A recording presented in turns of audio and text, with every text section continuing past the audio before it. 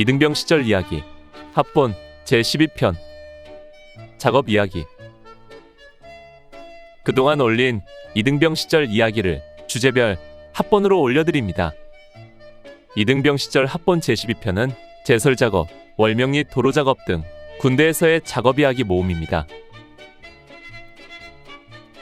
이등병 시절 37번째 이야기. 제설 작업 1. 눈과 함께 시작된 나의 군 생활이라고 말해도 과언이 아닐 만큼 입대할 때부터 훈련소에서는 눈과의 싸움을 벌여야 했습니다. 다대에 와서도 맨 처음 한 일이 연병장 제설 작업이었지요. 그런데 내가 자대에 전입되고 난 그날 이후부터는 거의 눈이 내리지 않았습니다. 그 덕분으로 모두들 겁을 내며 피하고 싶어 했던 스키 훈련은 진부령의 눈이 없어서 무산되고 대신 동계훈련을 받기도 했지요. 그런데 막상 동계훈련 떠나는 날은 눈도 내리고 기온이 급강하여 일주일 동안 빡센 동계훈련을 받아야 했습니다. 이렇듯 나에게는 입대하던 1980년 12월부터 81년 2월까지 눈으로 인해 울고 눈으로 인해 웃는 날들이 계속되었습니다. 그러던 1981년 3월 9일 월요일, 이때 우리 중대는 전술전기 경연대회라는 측정을 앞두고 날마다 취약한 과목인 야간 사격을 대비하여 밤마다 야간 사격술 훈련을 실시하고 있었습니다. 그래서 그 전날인 8일 밤에도 일요일임에도 불구하고 밤 10시까지 야간 훈련을 실시하고 잠자리에 들었는데 밤새 안녕이라고 아침에 보니까 엄청난 눈이 내려 쌓인 것입니다. 내 고향에서는 봄빛이 완연하고 새싹이 올라올 때인데 이곳 강원도 양구나라는 아직 겨울이었습니다. 새벽 6시 기상하여 일조점호를 준비하고 있는데 주번하사의 전달이 왔습니다. 전 중대원은 일조점호를 생략하고 제설 작업 장비를 들고 연병장에 집합한다.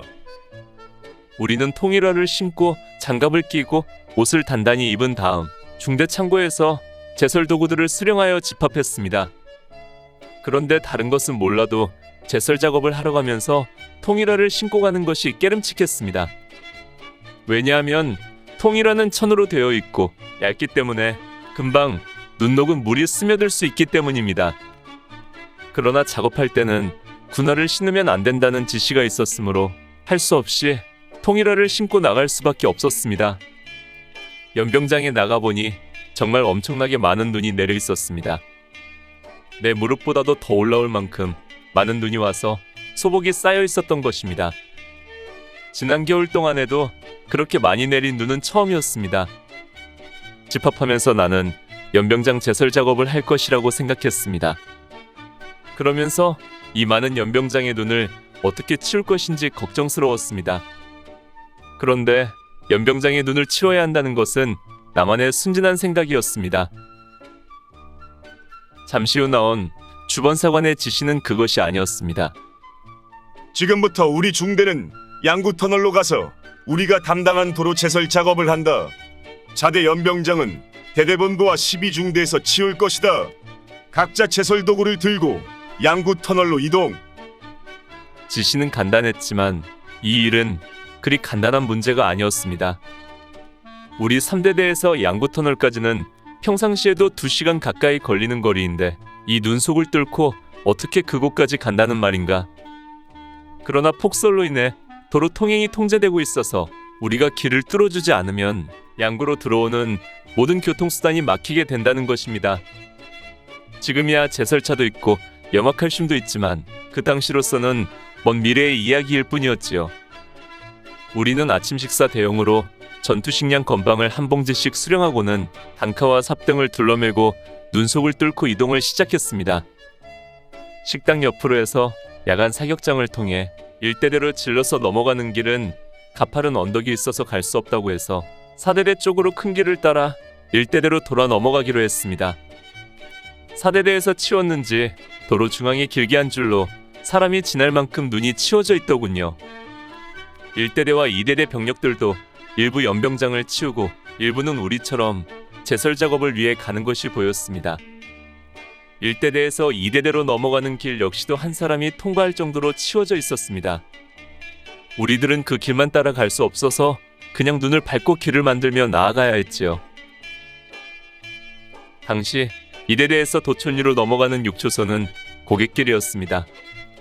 초소로 오르는 길은 근무자들이 계속 다녀서 그런 데로 올라갈 수 있는데 초소에 올라서 앞을 바라보니 그 너머는 말 그대로 순백의 미지의 세계였습니다. 발 아래 도촌리 마을과 멀리 보이는 자동화 사격장에 이르는 길은 거대한 공룡의 등처럼 눈에 덮여 어디가 길인지 어디가 낭떠러지인지 분간을 할 수 없었습니다. 6초소에서 도촌리 마을로 내려가는 길은 소로길이었고 상당한 경사가 있는 길이었습니다. 여기서 미끄러지면 그대로 산 아래 눈 속에 처박힐 것입니다. 이 위험한 길을 선두에서는 삽과 빗자루를 가지고 조금씩 눈을 치우며 길을 만들어 전진했습니다. 미끄럼 주의! 미끄럼 주의! 앞에서 뒤에서 연신 경고 전달이 들려왔습니다. 천으로 된 통이라는 금방 눈 녹은 물이 스며들어 질퍽질퍽했습니다. 걱정이 현실로 다가오고 있었습니다. 이등병 시절 38번째 이야기. 제설 작업 2. 평지로 내려와서는 각자가 편한 대로 길이고 논이고 길을 만들며 나갔습니다. 논두렁 밑 깊은 곳은 바람에 날려 쌓인 눈으로 허리 이상까지 차오르는 곳까지 있었습니다. 도촌리 자동화 사격장 앞 구릉지대에서 휴식을 하며 아침으로 건빵을 먹었습니다. 낮게 드리워진 구름 사이로 아침이 점점 밝아오고 있었습니다.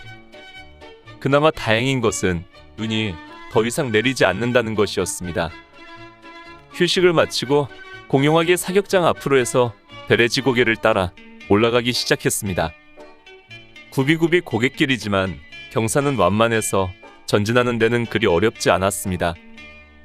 베레지 고개를 넘어 국도와 맞닿은 반쟁이 고개까지 내려가서 마침내 우리가 제설 작업할 구역까지 도착했습니다. 평소에 2시간 가까이 걸리는 길인데 눈속을 뚫고 진행하다 보니 거의 3시간이 걸렸습니다. 3시간 가까이 눈길을 헤매었기에 도착하고 보니 제설 작업을 하기도 전에 이미 온몸은 지쳐서 힘이 쪽 빠졌습니다. 통일화 속에서 눈 녹은 물에 젖은 발가락이 점점 시려움을 느낄 수 있었습니다. 통행이 통제되어 차량 출입이 끊긴 도로는 그야말로 순백의 설원이었습니다. 태초의 모습이 아마 그랬을 것입니다. 영화 속 한 장면 같은 아름다움이 눈앞에 펼쳐져 있었습니다. 그러나 현실은 가혹했습니다. 이 눈은 낭만의 조건이 아니라 우리를 고생시키는 주범이었습니다. 우리는 2조로 나누어서 즉시 제설 작업에 들어갔습니다. 한 조는 그 위치에서 양구 쪽으로 양구 터널까지 눈을 치우고 적사장의 모래를 길에 뿌리도록 했고, 다른 한 조는 신남 방면으로 원리분교까지 역시 눈을 치우고 모래를 뿌리기로 한 것입니다. 엄청난 양의 눈을 삽과 단가를 이용하여 퍼서 길려 풀어버리면서 제설 작업을 한다는 것이 생각만큼 쉽지는 않았습니다. 아무리 퍼서 날라도 끝이 없었습니다. 1시간을 치웠는데도 50여 미터밖에 나가지 못했습니다. 발이며 장갑을 낀 손도 눈 녹은 물이 스며들어 질퍽질퍽했습니다. 눈속이라 어디서 나무 한 조각 주워다가 불을 피울 수도 없었습니다. 참으로 어렵고 힘든 시간이 지나고 있었습니다. 계속 하얀 눈만 바라본 눈은 아프고 눈물이 자꾸 나왔습니다. 치우고 또 치워도 끝이 없는 눈과의 전쟁이 언제 끝날지 아무도 장담할 수 없었습니다. 모두가 지쳐서 쓰러지기 직전에 밥이 추진되어 왔습니다. 체인을 친 군용 트럭에 밥과 반찬을 싣고 양구 터널을 넘어 그 눈속을 뚫고 온 것입니다. 우리는 군용 트럭을 보며 반가우며 소리를 질렀습니다. 정말 무인고도에 난파되었다가 구조선이라도 발견한 것 같았습니다.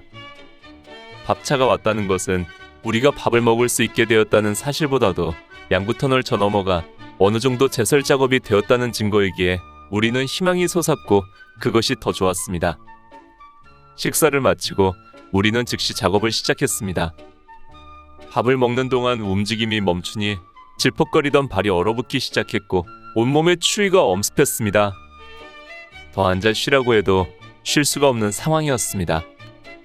모닥불 하나 피울 수도 없는 상황에서 계속 움직여야만 몸에서 열이 나서 추위를 이길 수 있었습니다. 오후의 일은 좀 쉬워졌습니다. 차가 한번 밟고 지나가니 눈을 치우는 기준이 정해졌습니다. 그동안 우리는 도로 전체를 거의 치우다시피 했는데 오후부터는 자동차 바퀴를 기준으로 해서 필요한 부분만큼만 눈을 치우고 군데군데에 차를 피할 수 있는 자리만 몇 군데 만들어주면 되었습니다. 우리들의 피와 땀의 대가를 통해 도로는 점점 제 모습이 드러났습니다. 마침내 양구터널이 보이고 우리는 지친 몸을 달래며 마지막 정신력으로 눈을 치웠습니다. 양구터널까지 제설 작업을 마쳤을 때 시간은 벌써 오후 4시가 지나고 있었습니다. 우리가 일을 마치고 반쟁이 고개로 내려왔을 때 아래로 내려갔던 조도 거의 같은 시간에 마치고 올라왔습니다. 인원 점검을 마치고 우리는 제설 도구들을 둘러매고 다시 대레지 고개를 넘어 아침에 왔던 길을 되짚어 부대로 돌아왔습니다. 참으로 눈과 길고 질긴 싸움을 벌인 하루였습니다. 참으로 영원히 잊히지 않을 눈과의 한판 승부였습니다. 이등병 시절 52번째 이야기. 월명리 도로보수 작업. 우리의 일상 중에 교육과 훈련 외에 또 하나 중요한 것이 있으니 그것은 바로 작업입니다. 눈 오면 제설 작업, 비 오면 도로보수 작업, 농번기엔 대민 지원 작업, 봄 가을에 진지 보수 작업. 이 밖에도 참호 작업, 교통호 작업, 막사도색 작업 등등 갖가지 작업들이 우리를 기다리고 있었습니다. 이런 작업들은 분대, 소대, 중대, 대대 등 단위부대 전병력이 참여하는 경우도 있었지만 소수 인원만 선별적으로 투입되는 경우도 많았습니다. 그래서 사역병 집합, 전달이 수시로 내려왔습니다. 그런데 보통 작업이라고 하면 대부분 힘들고 어렵다고 생각하기 쉬운데 군대에서 특히 교육사단인 노도부대 소총중대 군인들에게는 작업이 그리 싫지만은 않은 것이었습니다. 어차피 매일매일 교육과 훈련을 해야 하기 때문에 훈련 대신 작업을 하는 것이 통제도 덜하고 때로는 힘도 덜 들었기 때문입니다. 특히 대민지원 작업 같은 경우에는 힘은 좀 들어도 사젓밥에 고기와 막걸리까지 맛볼 수 있어서 인기가 많았습니다. 1981년 4월 2일 목요일, 준비태세 훈련을 마치고 복귀한 다음 날 우리는 월명리 도로보수 작업에 투입되었습니다. 우리 중대 1소대가 월명리에 경계 파견을 나가 있기에 우리 중대가 그곳 도로보수 작업에 책임이 있다는 것입니다. 힘든 행군을 마치고 복귀한 지 만하루 만에 또다시 몇 시간을 걸어서 작업하러 가야 하는 것이 쉬운 일은 아니었습니다. 훈련 후 정비도 제대로 하지 못했고 다리며 허리도 아직 시큰시큰 아픈데 또다시 걸어서 가야 한다니. 그래도 어쩔 수 없었습니다. 군인은 명령에 살고 명령에 죽는 것이기 때문에 내가 힘들다고 거부할 수는 없었습니다. 새벽 4시에 기상했습니다. 즉시로 쫄병들 일부는 식당으로 밥을 타러 가고 일부는 중대본부로 가서 공병삽과 마대포대 등을 수령해 왔습니다. 나는 식당조가 되어 밥과 반찬을 타다가 소대에서 다시 식기에 분배를 했습니다. 장비 수령자도 곧 돌아와서 삽과 포대 등을 나눠주었습니다. 우리는 이른 아침밥을 소대 네모반에서 먹고 장비를 챙겨들고 집합했습니다. 훈련이 아니라서 총기류와 다른 장비는 휴대하지 않고 각자 사반자루씩을 들었습니다. 신발은 작업화인 통일화를 신고 머리에도 철모 대신 작업모를 썼습니다. 단독군장보다도 더 단출한 차림이라 소풍이라도 가는 것 같았습니다. 월명리 가는 길은 생각보다 멀었습니다. 사단 사령부 앞을 지나서 조금 가다가 좌측 산 쪽으로 방향을 돌려 산을 오르기 시작했습니다. 이 길이 사단 대공초소인 AOP 가는 길이었습니다. 길은 상당히 험하고 꽤 높았습니다. 중턱 이후부터는 길가에 설치한 밧줄을 잡고 올라야 했습니다. AOP가 있는 능선 고개를 넘어 또다시 한참을 내려갔습니다. 조그만 소록길이 냇물을 따라 쭉 이어져 있었습니다. 봄을 맞은 냇물은 구슬같이 맑고 청아했습니다.